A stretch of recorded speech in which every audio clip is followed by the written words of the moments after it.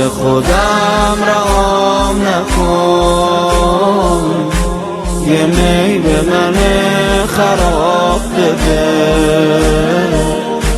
بدم ولی بعد هر نماز سلام منم جواب بده.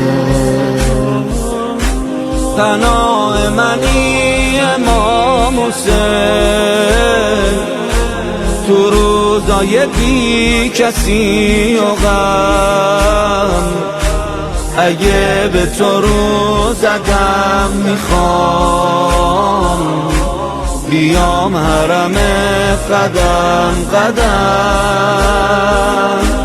چی میشه که فاصلم باد یه قدم باشه، چی میشه تو این